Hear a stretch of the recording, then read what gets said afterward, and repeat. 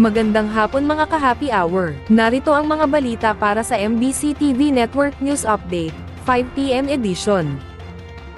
LTFRB, sisimulan na ang paghuli sa mga unconsolidated PUJ sa susunod na linggo. Sisimulan na ng Land Transportation Franchising and Regulatory Board ang mahigpit na paghuli sa mga pampasaherong jeepney na hindi nakapag-consolidate sa ilalim ng Public Utility Vehicle Modernization Program. Maituturing na kasi ng LTFRB na kolorem ang nasabing mga jeepney, matapos nabigo silang makapag-consolidate sa deadline noong April 30. Isasabay ng LTFRB ang paghuli sa ikinasang 3 araw na tigil pasada ng mga pampasaherong sasakyan simula June 10 hanggang 12. Sinabi naman ni LTFRB Chairperson Teofilo Guadiz na magkikita sila sa kalsada, at dapat tiyakin nila na mayroon silang prangkisa. Base sa datos ng LTFRB na sa National Capital Region, ay mayroong 30,561 sa 49,573 ang nakapag-consolidate na at sa buong bansa, ay mayroong mahigit 81% ng mga pampasaherong sasakyan ang sang-ayon sa PUVMP. Samantala, sa Metro Manila ngayon, 235 milyong pisong halaga ng ketamine, nasabat ng PDEG sa 2 Pakistani.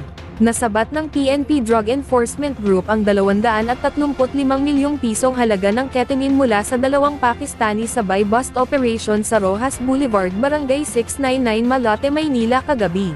Sa ulat ni PDEG Director Police Brigadier General Eliazar Mata kay PNP Chief Police General Romel Francisco Marbil, kinilala ang mga arestadong Pakistani na sina Zahid Rafiq Pasha, 50, at Muhammad Fahim, 57.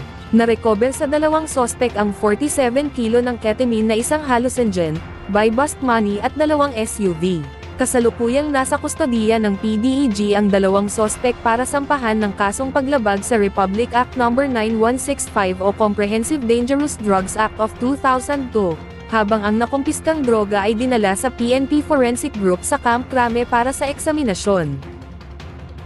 Ating alamin ang mga latest update mamayang alas 5:30 ng hapon, sa programang Metro Manila Ngayon, Afternoon Edition. At yan ang mga balita para sa MBC TV Network News Update, 5 PM edition. Samahan ninyo kami bukas, mula alas 9 ng umaga, hanggang alas 5 ng hapon.